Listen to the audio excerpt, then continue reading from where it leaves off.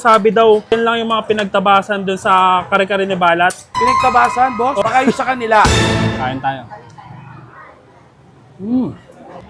Boss, mukhang mainam yung niluluto mo dyan Ba, ha. syempre, boss. Yung tindahan ni Boss B, lahat may inam. Ay, ano ba yan? Lityong horno sisig. Boss, may nakikita ako, sabi daw, baka yan lang yung mga pinagtabasan dun sa kare-kare ni Balat. Pinagtabasan, boss? Tingin mo ba, boss, to pinagtabasan?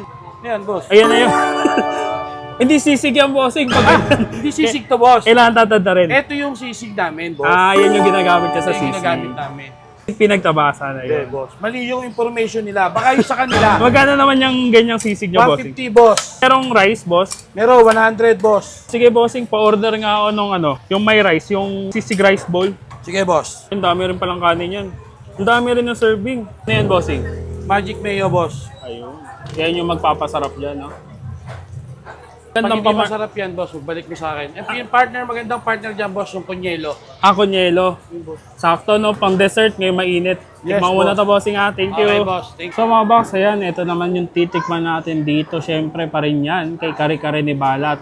Ito nga yung kanilang sisig horno. Sisig horno rice bowl. Yan, for only 100 pesos. Tapos, sinabayan na natin yan ng best partner nga daw na kanilang trending konyelo. Tapos, pinili ko yung kanilang mango konyelo. Maraming pagpipili ang iba't ibang variants ng kanilang konyelo doon. Yan. Siyempre, by Mango Madness. So, Max, bakbakan na natin to. Let's go. Ayan mga box, oh. Grabe yung sisig nila dito.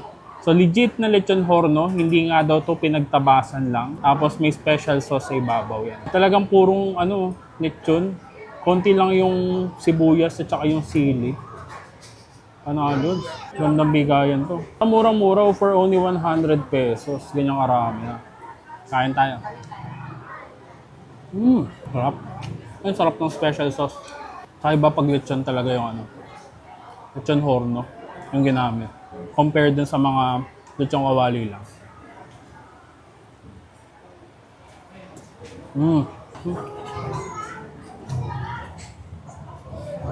Hindi ko mapigilan.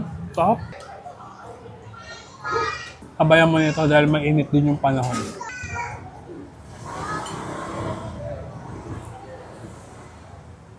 Sarap.